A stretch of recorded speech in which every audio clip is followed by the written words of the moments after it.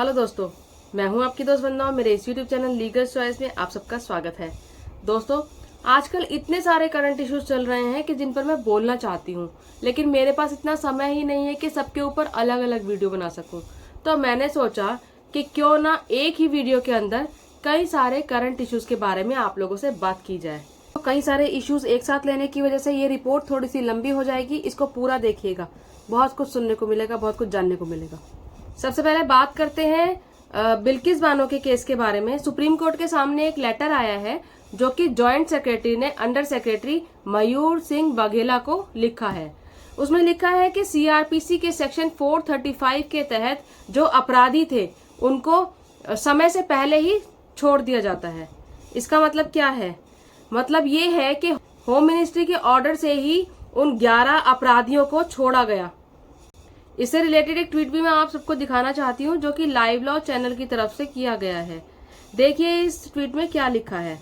इसमें लिखा है, ministry of home affairs government of India approve the premature release of 11 convicts in the Bilkis Bano case as per letter dated 11/7/2022 issued to Gujarat government says the affidavit filed by Gujarat government in supreme court. इसका मतलब क्या है, समझ रहे हैं आप लोग? इसका मतलब ये है कि जो बिल्किस बानो के अपराधियों को रिहा करने के जो ऑर्डर्स दिए गए थे वो होम मिनिस्ट्री के द्वारा दिए गए थे, यानी कि अमित शाह के द्वारा दिए गए थे। एक 5 महीने की प्रेग्नेंट महिला जिसके साथ बलात्कार होता है, जिसके पूरे परिवार को मार दिया जाता है, खत्म कर दिया जाता है, जिसकी 3 साल की बच्ची को मार दिया जाता है, उसके बाद वो महिला जैसे तैसे उठकर खड़ी होती है और कोर्ट में जाती है, कोर्ट में केस लड़ती है बहुत हिम्मत करके, और कोर्ट में ये साबित हो जाता है कि 11 बलात्कारियों ने बलात्कार किया है। सीबीआई की जांच होती है, सीबीआई लिखित में कोर्ट में देती है कि ये 11 बलात्कारी हैं, इन्होंने बलात्कार किया है, बहुत ही हैवानियत का काम किया है, इतना घिनौना काम किया है कि इंसानियत भी शर्मसार हो जाए। और फिर मोदी जी सत्ता में आते हैं और सत्ता में आने के बाद अपनी हिंदू मुस्लिम की राजनीति को चमकाने के लिए, अपने भक्तों को खुश करने के लिए और कुछ वोटों के फायदे के लिए ऐसा काम करते हैं जिसको कि स्वीकार नहीं किया जा सकता। एक तरफ तो मोदी जी लाल किले पर खड़े होकर नारी सम्मान पे बड़ी बड़ी बातें करते हैं, बेटी बचाओ बेटी पढ़ाओ का नारा देते हैं, और दूसरी तरफ बलात्कारियों को सपोर्ट करते हैं, रेपिस्ट को बचाते हैं। क्या है ये, बेटी बचाओ या रेपिस्ट बचाओ?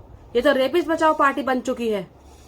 और बेशर्माई की हद देखिए, जिन बलात्कारियों को समय से पहले सजा पूरी होने से पहले ही रिहा कर दिया जाता है, उनको बाहर आने के बाद फूल मालाएं पहनाई जाती हैं, उनका स्वागत किया जाता है, उनको मिठाइयां खिलाई जाती है, उनका टीका किया जाता है, और उसके बाद ये भी कहा जाता है कि ये ब्राह्मण है, इनके तो संस्कार अच्छे हैं। वाह क्या संस्कार हैं! जी हाँ, इतने संस्कार उनमें कूट कूट के भरे थे कि उन्होंने बलात्कार कर दिया, हत्याएं कर दी कितनी सारी, और सरकार उनको खुलेआम सपोर्ट कर रही है। वैसे तो मोदी सरकार का ये रिकॉर्ड रहा है कि वो हर बलात्कारी को सपोर्ट करती है, हर बलात्कारी के साथ यही होता है। उन्नाव में क्या हुआ, हाथरस में क्या हुआ, कुलदीप सिंह सेंगर को ही देख लो, क्या हुआ इन सबके साथ में। और बिल्किस बानो के केस में भी उन्होंने यही किया, रिहा कर दिया बलात्कारियों को। और यहाँ पर तो एक एजेंडा और भी है ना, यहाँ पर तो मुस्लिम महिला है ना, तो उनका तो एजेंडा पूरा करना है उनको, और फिर चुनाव भी जीतना है। गुजरात में चुनाव थे भाई, उनको जीतने के लिए, उनमें फायदा पाने के लिए ये करना जरूरी था उनके लिए। ये ना करेगी तो बीजेपी जीतेगी कैसे? और इसका बिल्कुल लेटेस्ट एग्जाम्पल है गुरमीत राम रहीम। गुरमीत राम रहीम को भी 40 दिन की पैरोल पर छोड़ दिया गया है, क्योंकि हरियाणा में उपचुनाव जो है, जी हाँ वही राम रहीम जिसके ऊपर बलात्कार और हत्या का इल्जाम जो है सिद्ध हो चुका था। पहले बिल्किस बानो के बलात्कारियों को छोड़ दिया और अब राम रहीम को। ये हो क्या रहा है? क्या करना चाहती है सरकार? क्यों हमेशा बलात्कारियों के पक्ष में खड़ी होती है सरकार? गुरमीत राम रहीम ने जेल से बाहर आते ही एक वीडियो वायरल की है अपनी, जिसमें उसने अपने भक्तों के लिए एक संदेश छोड़ा है। वो संदेश आप सुनिए। प्यारी साथ संगत जियो, हम फिर से आपके दर्शनों के लिए यूपी आश्रम में पहुंच चुके हैं, और आप सबको बहुत बहुत आशीर्वाद, मालिक सबको खुशियां दे, दया में रहमत से नवाजे। और आपने पहले की तरह जैसे आपको बोला था कि आप मानते रहना अपने अपने घरों में, जैसे भी आपको बताएंगे जुम्मेवार लोग उसके अकॉर्डिंग करना है, मन मर्जी नहीं करनी, भगदड़ नहीं करनी। सो ये आप जरूर मानिएगा हमारी बात, हमेशा मानते हैं, हमें गर्व है आप लोगों पे, हमारे बच्चों पे बहुत गर्व है। सो परमपिता परमात्मा और बहुत ज़्यादा खुशियाँ दे आपको। सो आपके दर्शनों के लिए यहाँ पे आ गए हैं, तो दर्शन चलते रहेंगे, बातें होती रहेंगी, सारी बातें करेंगे आपसे, लेकिन आपने माननी है बात। हमें पता है, कहने की जरूरत नहीं इतनी बार, कि जिम्मेवार आपको जैसे कहेंगे उसके अकॉर्डिंग आप लोगों ने चलना है, उसके अकॉर्डिंग बात करनी है। तो ये राम रहीम का संदेश था अपने भक्तों के लिए। किस तरीके से देखिए उसके भक्त उसके बाहर आने पर खुशी मना रहे हैं। देखिए एक नजर जरा आप।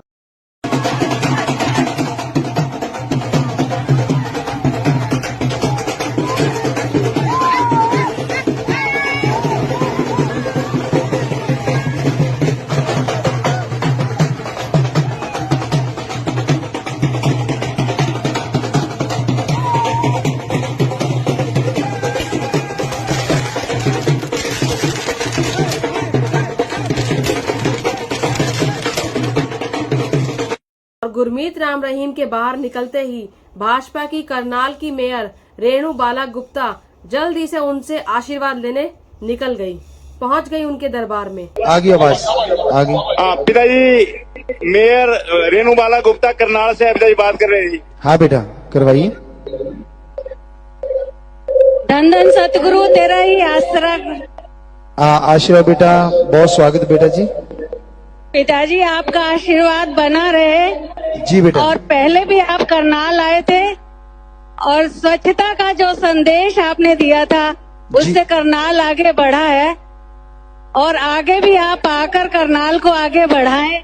जी। स्वच्छता का जो संदेश देंगे फिर से सबको आशीर्वाद दें। जी बेटा, जी बेटा, बहुत आशीर्वाद बेटा। आप सब जुम्मे। ये है हमारी भाजपा जो कि बलात्कारियों का आशीर्वाद लेती है, जो कि हत्यारों का आशीर्वाद लेती है।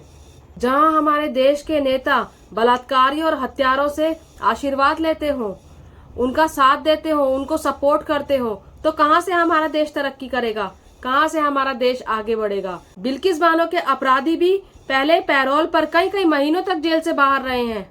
कभी ये लोग पैरोल पे बाहर हो जाते हैं, कभी ये लोग फड़लों पे बाहर चले जाते हैं। मजाक बना के रखा है इन लोगों ने सजा का। चुनाव में फायदा पाने के लिए सरकार कुछ भी कर सकती है, बलात्कारियों और हत्यारों को रिहा भी कर सकती है। और उसमें यह भी कहा जाता है कि इनका बर्ताव जेल में अच्छा था, इसलिए इनको समय से पहले रिहा किया जाता है। वो हत्यारे जिन्होंने 7 हत्याएं की है, वो बलात्कारी जिन्होंने 5 महीने की प्रेग्नेंट लेडी का बलात्कार किया है, वो हत्यारे, वो अपराधी, क्या उनका ये अपराध माफ करने लायक था? क्या उनका ये अपराध रिहा करने लायक था? क्या ये लोग माफी के काबिल थे? आप कभी भी देख लीजिएगा, ये मोदी सरकार हमेशा बलात्कारियों के सपोर्ट में खड़ी होती है। उस महिला के बारे में सोचिए जरा, उसको कैसा लगता होगा जब वो देखती होगी अपने ही बलात्कारियों को खुलेआम घूमते हुए। कितना डर के माहौल में जी रही होगी वो इस समय, कैसा महसूस करती होगी, क्या क्या ख्याल आते होंगे उसके मन में। चलिए अब आगे बढ़ते हैं दोस्तों। डॉलर के मुकाबले रुपया 83 हो चुका है। रुपया दिन प्रतिदिन गड्ढे में गिरता ही जा रहा है, गिरता ही जा रहा है, गिरता ही जा रहा है, और गिरते गिरते वो 83 तक आ पहुंचा है। और एक हमारी वित्त मंत्री हैं निर्मला सीतारमण जी, अमेरिका में जाकर कहती हैं कि रुपया कमजोर नहीं हो रहा है बल्कि डॉलर मजबूत हो रहा है। मतलब समझ नहीं आ रहा है कि जाहिल से जाहिल आदमी भी इस तरीके का बयान तो नहीं देगा, और वो भी अमेरिका में बैठकर। हमारी वित्त मंत्री का ये बयान सुनकर अच्छों का दिमाग चकरा गया है। सुनिए जरा उन्होंने क्या कहा है अपने बयान में। Indian rupee traded a bit weaker as geopolitical tensions continue to build up. What is your assessment of the challenges that the rupee could see in the days ahead, and what measures are being taken to tackle the slippery slide? First of all, I would look at it as not rupee sliding, I will look at it as dollar strengthening incessantly. So obviously all other currencies are performing against a strengthening dollar. And Nirmala ji का ये बयान सुनकर expert economist के दिमाग से धुआं निकल चुका है। ये तो वही वाली बात हो गई कि मोदी जी कुछ बेच नहीं रहे हैं, वो तो लोग खरीद रहे हैं। इस बार अगर गुजरात में भाजपा चुनाव हार जाती है तो वो ये ना समझे कि चुनाव हार गए। वो ये समझे कि विपक्ष जीत गया। आपको याद है दोस्तों, एक बार मोदी जी ने भी ऐसा ही कुछ बयान दिया था। उनका कहना था, भाई और बहनों, क्लाइमेट चेंज नहीं हुआ है बल्कि हम बदल गए हैं। सुनिए उनका बयान। To you is that we in Assam feel very concerned about climate change and its consequences. Sir, how can you help and guide us to protect our pristine environment? देखिए, आज छोटे छोटे बालक भी क्लाइमेट चेंज और environment change की चर्चा कर रहे हैं। एक्चुअली सर्दी ज्यादा नहीं है, उनकी उम्र बढ़ने के कारण उनकी सहने की शक्ति कम हो गई है, इसलिए उनको सर्दी ज्यादा महसूस होती है। तो परिवार के जो बुजुर्ग लोग हैं वो कहते हैं, भाई पिछली बार इतनी सर्दी नहीं थी, इस बार सर्दी ज्यादा हो गई। वैसे ही ये क्लाइमेट चेंज नहीं हुआ है, हम चेंज हो गए हैं। और हाँ, रोजगार की भी कोई कमी नहीं है, वो तो लोगों के पास स्किल्स ही नहीं है। देखिए, जब निर्मला सीतारमण जी विपक्ष में थी, उस समय वो डॉलर और रुपए के बारे में क्या कहा करती थी और आज वो क्या कह रही हैं। आप खुद कंपेयर करके देखिए। With a great sense of concern about the falling rupee, it is about to cross the 62 mark against the dollar. Indian economy and the state of affairs in the Indian economy are very clearly getting reflected in this falling value of rupee. First of all, I would look at it as not rupee sliding, I will look at it as dollar strengthening incessantly. So obviously all other currencies are performing against a strengthening dollar. अब इसको दोगलापंती ना कहें तो क्या कहें। जब ये लोग विपक्ष में होते हैं तो कुछ और बात करते हैं, और जब ये सत्ता में आ जाते हैं तो ये अपनी ही बात से पलट जाते हैं, इनकी बातें ही बदल जाती हैं, बयान ही बदल जाते हैं। मुझे लगता है कि ये भाजपा वाले खुद ही मोदी जी को ध्यान से नहीं सुनते हैं। अरे निर्मला ताई, कभी मोदी जी को भी सुन लिया करो। सुनो जरा मोदी जी क्या कह रहे हैं। हिपोक्रेसी की भी सीमा होती है। हिपोक्रेसी की भी सीमा होती है, सुना आपने। लेकिन यहाँ पर भाजपा की हिपोक्रेसी की कोई सीमा नहीं है, सब कुछ अनलिमिटेड है। हर जगह कहीं भी आप भाजपा के नेताओं का दोगलापन देख सकते हैं, हर जगह इनका दोगलापन नजर आता है। निर्मला सीतारमण जी के इस बयान पर कांग्रेस की नेता सुप्रिया श्रीनेत ने बहुत ही अच्छी बात कही है, जो कि हर व्यक्ति को सुननी चाहिए, हर नागरिक को सुननी चाहिए। सुनिए क्या कहा है उन्होंने। आज निर्मला सीतारमण जी, हमारी वित्त मंत्री, ने एंटायर पॉलिटिकल साइंस की डिग्री वाले को भी पछाड़ दिया। अमेरिका में वित्त मंत्री बोली, रुपया कमजोर नहीं हो रहा है, डॉलर मजबूत हो रहा है। अब ये कहने का क्या तात्पर्य था, ये तो स्वयं माननीय वित्त मंत्री ही समझा सकती हैं, लेकिन दो चार बातें यहां पर साझा करना जरूरी है। इस सरकार को रुपया मिला था 54 के मूल्य पर 2014 में, 83 के पार कराने की नौबत आ गई और लगता है शतक कराकर ही दम लेंगे मोदी जी। दूसरी बात, रुपए को मजबूत करने के लिए पिछले 10 से 11 महीने में $100 बिलियन खर्चा किए गए हैं, लेकिन रुपया संभल नहीं रहा है, मजबूत नहीं हो रहा है, क्योंकि विदेशी निवेशकों को भारत की अर्थव्यवस्था पर और मोदी सरकार की नीतियों पर रत्ती भर भी भरोसा नहीं है। तीसरी बड़ी बात, और यह जरूरी बात है समझना, 86% भारत का ट्रेड डॉलर में होता है। तो जब रुपया कमजोर होता है और डॉलर मजबूत होता है तो उसका दुष्प्रभाव हमारी अर्थव्यवस्था पर, हमारे एक्सटर्नल ट्रेड पर, हमारे इंपोर्ट, हर तरह से पड़ता है। लेकिन वित्त मंत्री को तो इसकी चिंता ही नहीं है। उन्होंने आज एक नई थ्योरी निकाल दी, रुपया कमजोर नहीं हो रहा है, डॉलर मजबूत हो रहा है। वैसे ही जैसे उनके आका ने एक बार बोला था कि सर्दी नहीं बढ़ रही है, लोगों की उम्र बढ़ गई है, वो सह नहीं पा रहे। खैर, मुझे ऐसा लगता है कि कमजोर होता रुपया महंगाई को बढ़ाता है, टूटता होता रुपया आपके खाने की थाली तक को प्रहार करता है, और इसलिए वित्त मंत्री को इस तरह के बयान देने से बचना चाहिए। लेकिन लहसुन प्याज वो खाती नहीं है, रुपया जो है वो कमजोर हो नहीं रहा है, बेरोजगार है नहीं, फ्री फंड का खाना मिल रहा है, महंगाई कहीं दिखती नहीं है, यही सब बातें कहकर काम चलाया जा रहा है। देश की जनता जूझ रही है तो जूझ रहे, उनसे उनको क्या मतलब है। खैर, भाजपा के नेता तो ऐसे उठ पटांग और उल्टे सीधे बयान देते ही रहते हैं। हम आगे बढ़ते हैं और बात करते हैं ग्लोबल हंगर इंडेक्स की। दोस्तों, इस बार ग्लोबल हंगर इंडेक्स की जो रिपोर्ट आई है उसमें भारत का जो स्थान है 107वें नंबर पे है। यानी कि भारत की भुखमरी दिन ब दिन बढ़ती ही जा रही है। भारत के हालात बांग्लादेश और पाकिस्तान से भी खराब हैं। ये हैं अच्छे दिन। जहां हमारा देश को अमेरिका और रूस से कंपेयर किया जाता था, आज हमारे देश की ये हालत हो चुकी है कि उसको पाकिस्तान, बांग्लादेश, नेपाल ऐसे देशों से कंपेयर किया जा रहा है। पिछले साल भारत का स्थान 101 नंबर पे था।